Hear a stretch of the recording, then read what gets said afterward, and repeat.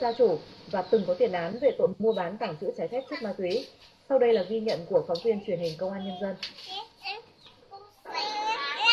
Anh Nguyễn Văn Thiện, trú tại khóm 1, thị trấn Đầm Rơi, huyện Đầm Rơi, cho biết vào sáng sớm ngày 22 tháng 7, cả gia đình anh ra ngoài, trong nhà không có ai.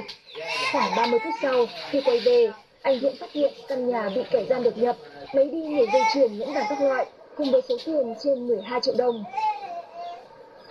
Rồi thấy vậy cái mới phá cửa sau lại ra chiếc kiểm tra tài sản thì thấy là nguyên một cái tủ sắt. Em chơi chung mà đi sống chung nhỏ lắm rồi. Trần Văn Sỉ khai nhận, đêm 21 tháng 7, đối tượng đã chuẩn bị các dụng cụ như xà beng, chìa khóa, cưa, bao tay và cả dụng cụ cắt kim loại. Sau đó leo lên mái nhà, ẩn nấp đến sáng.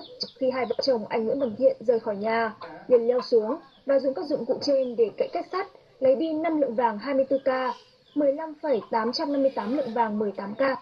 Tổng trị giá số tài sản ước tính trên 500 triệu đồng, cùng số tiền mặt là gần 13 triệu đồng. Được biết, Trần Văn Sỉ là được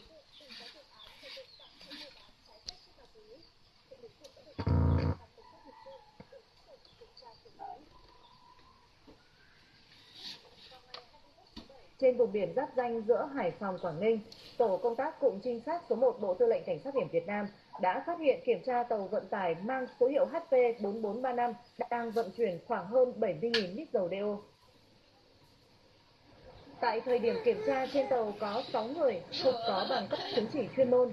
Đại diện tàu là ông Nguyễn Duy Bùng, trú tại tỉnh Thanh Hóa. Thời điểm kiểm tra, ông Bùng đã không xuất trình được giấy tờ chứng minh tính hợp pháp của lô hàng đang vận chuyển. Qua đấu tranh